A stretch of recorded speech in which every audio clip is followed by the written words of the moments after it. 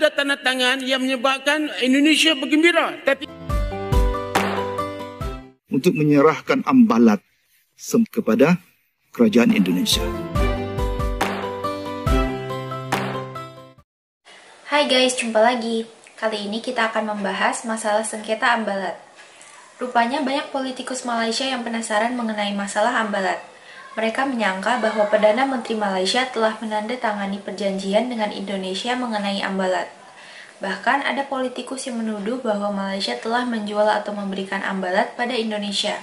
Masalah itu muncul dalam pembicaraan di parlemen baru-baru ini, dan sebelumnya juga dipersoalkan oleh politikus Sabah. Dua Tarehe yang berhormat isu ambalat. Ambalat seluas 15,000. Ulangat dengar sini. 15,000 kilometer persegi di tengah wilayah yang telah dipertikaikan. Di bawah Sabah. Saya menyokong Kota Belud, orang Sabah. Ini kena perjuangkan. Tetapi kita lihat seperti yang kita sebutkan bahawa ianya Menteri Luar lain mana. Ianya telah ada tanda tangan yang menyebabkan Indonesia bergembira. Tapi kita tak tahu. Saya mencadangkan kerajaan persekutuan supaya klarifikasikan dokumen perjanjian untuk kami mengetahui. Sebab ini adalah merupakan sumber alam di antara yang terkaya di dunia, Muhammad. Jadi jangan buat begitu. 18 tahun tak ada masalah. Tak ada masalah. Boleh terus 100 tahun lagi. Tetapi kawasan ambalat tidak boleh dicampur aduk oleh mana-mana pihak. Ini hak Malaysia. Betul tak ulangan? Ini hak Malaysia yang harus kita pertahankan. Datuk Seri Speaker, saya ingin mengulangi kerisauan seperti mana yang dibawa oleh Moyog tadi itu, ialah kita pada hari ini jangan melakukan kesalahan yang sama seperti mana pemimpin-pemimpin kita yang terdahulu. Apabila kita kehilangan kita punya pelantar benua, apabila kita kehilangan hak terhadap minyak kita melalui PDA, apabila kita menyerahkan hak cari gali minyak kepada federal, dan akhirnya pada hari ini baru kita menyesali perkara ini. Dan sebelum ini baru saja berlaku apabila kita membiarkan kerajaan persekutuan membuat keputusan bagi pihak kerajaan negeri Sabah untuk menyerahkan ambalat, sempadan ambalat kepada kerajaan Indonesia. Ini antara kesilapan-kesilapan yang mungkin akan kita lakukan apabila kita tidak memperhalusi apa yang kita bincangkan pada hari ini. Tuan-tuan dan puan-puan sekalian, yang berucap tadi itu ialah Asafal Panglima Alian, iaitu Adun Tunku di Sabah. Di mana beliau dalam ucapan tadi, anda boleh dengar sama-sama, anda boleh tonton sama-sama betapa beliau telah mendakwa baru-baru ini kerajaan Malaysia telah menyerahkan sempadan ambalat, wilayah ambalat itu kepada kerajaan Indonesia. Jikalau anda masih ingat lagi, pada beberapa bulan lepas ketika lawatan Jokowi ke negara kita ini, Datuk Seri Anwar Ibrahim dan Jokowi telah memeterai perjanjian Selat Melaka dan juga perjanjian Laut Sulawesi, di mana ianya melibatkan persempadanan laut antara kedua-dua negara. Dan antara perkara yang menjadi kontroversi pada ketika itu ialah kedudukan wilayah ambalat. Di mana wilayah ambalat ini, kalau anda masih ingat, sebenarnya menjadi rebutan antara Malaysia dan Indonesia sejak belasan tahun yang lepas. Kesetepatnya 18 tahun. Kerana wilayah ambalat ini, selain daripada merupakan sempadan antara Malaysia dan Indonesia, ianya juga dikatakan mempunyai 9 telaga minyak. Di mana nilai telaga-telaga minyak ini jikalau dikumpulkan melebihi 2 trilion ringgit. Hampir 3 trilion sebenarnya.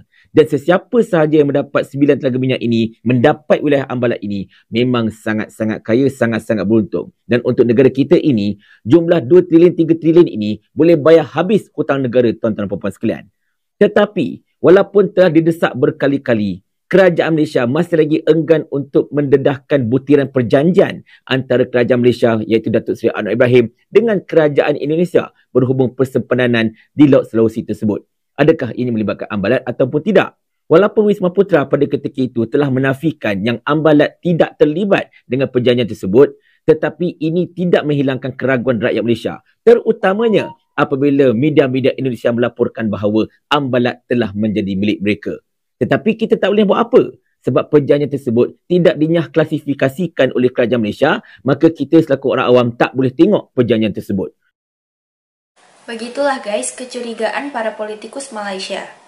Sebetulnya memang belum ada penyelesaian mengenai Ambalat, tapi ada itikat dari kedua negara untuk segera menyelesaikannya.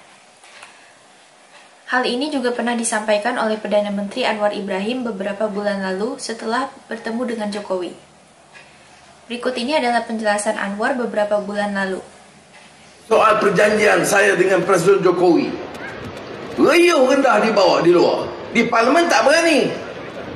Di Parlimen tanya dengan baik dan kita jawab, dia diam. Di luar fitnah. Apa dia kata? Kita jual maruah negeri.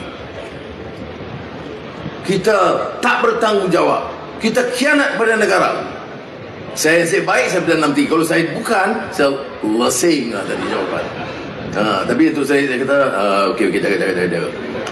Baik. Tak betul. Saya tidak mungkin tanda tangan ni. Pertama saya nak sebut, Indonesia siapa? Itu jiran kita. Satu rumpun. Sahabat. Dulu sebahagian besarnya satu negara. Sama ada kerajaan Melayu Melaka atau Johor Riau atau Majapahit, itu hubungan itu sebagai satu keluarga. Saya tidak mau bermusuh dengan Indonesia. Jiran, saling bergantungan.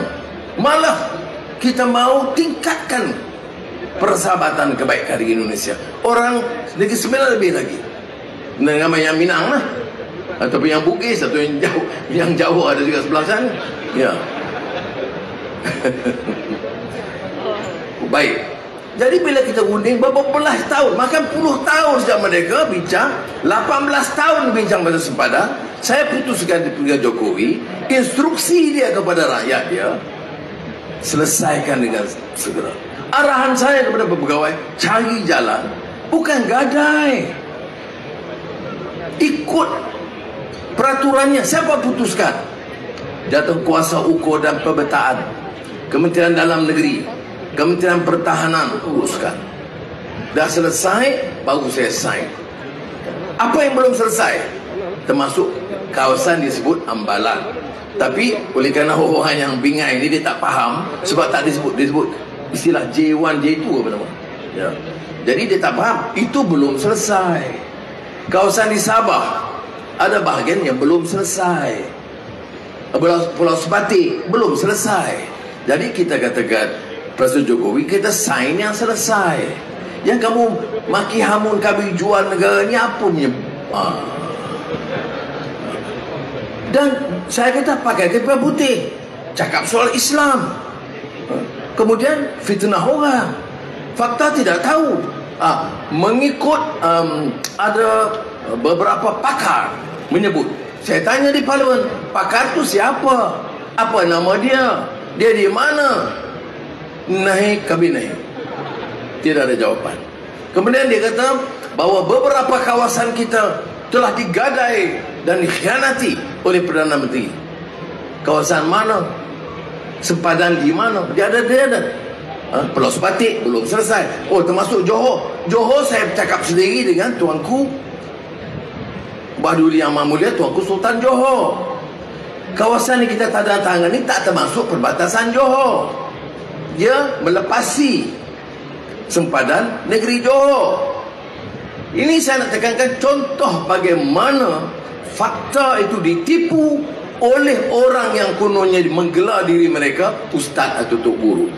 Sebab itu kita rujuk pada fakta. Nak pakai orang politik ini, dengar boleh. Kalau nak tahu betul tak betul, cek fakta. Begitulah guys, kasus Ambalat tampaknya memang belum tuntas. Tapi ada upaya untuk menyelesaikan secepatnya, karena sengketa ini sudah berlangsung terlalu lama. Terima kasih sudah menonton sajian kami, sampai jumpa lagi.